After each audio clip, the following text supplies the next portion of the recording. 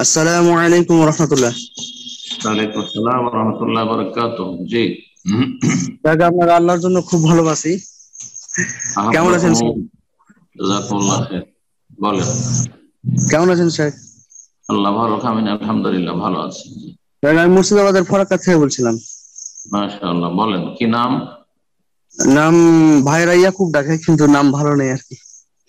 হুম, চলুন আমার ভালো প্রশ্ন নাম। হলো স্যার, একটা আবু দাউদের 4848 নম্বর হাদিসটা, হুম, ওই যে যেটা বলা হয়েছে যে রাসূল সাল্লাল্লাহু আলাইহি ওয়াসাল্লাম ইবনু সারিদ ইবনু সুয়াইদ রাদিয়াল্লাহু তাআলা সূত্রে বর্ণিত, তিনি বলেন হুম, যে রাসূল সাল্লাল্লাহু আলাইহি ওয়াসাল্লাম আমার পাশ দিয়ে যাচ্ছিলেন, তখন হুম, আমি আমার বাম হাত পিঠে নিয়ে তার পাতার উপর বসেছিলাম। তখন হুম, তিনি সাল্লাল্লাহু আলাইহি ওয়াসাল্লাম বললেন, তুমি কি তাদের মতো বসছো যারা অভিশপ্ত? এই হুম। হাদিসটা একটু ব্যাখ্যা জানতে চাইছি স্যার। বাম- জি জি জি, হাদিস সহি। এটি বাম হাতে ভর দিয়ে বসা।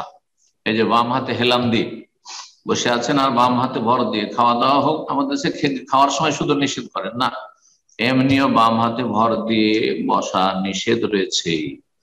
এটি মাকরু তাহরিমি না তানজিহ, ইখতিলাফ ওলামাদের ব্যাখ্যা করতে গিয়ে আছে, কিন্তু নিষিদ্ধ এটা আপন জায়গায় ঠিক। সুতরাং জেনে শুনে বাম হাতে ভর দিয়ে বসবেন না, বাম হাতে ভর দিয়ে বসবেন না। দুই হাতে ভর দিয়ে প্রয়োজন যদি হয় তো বসতে পারেন। হ্যাঁ, আর ডান হাতেও নিষেধাজ্ঞা নেই, কিন্তু বাম হাতের ক্ষেত্রে নিষেধ আছে। হেকমত আল্লাহ ভালো জানেন, রহস্য আল্লাহ ভালো জানেন যে কেন বাম হাতে ভর দিয়ে বসতে নিষেধ করা হয়েছে। অভিশপ্ত যারা আল্লাহর গজব প্রাপ্ত, হ্যাঁ, জিলসাতুল মাগজুব আলাইহিম বলা হয়েছে।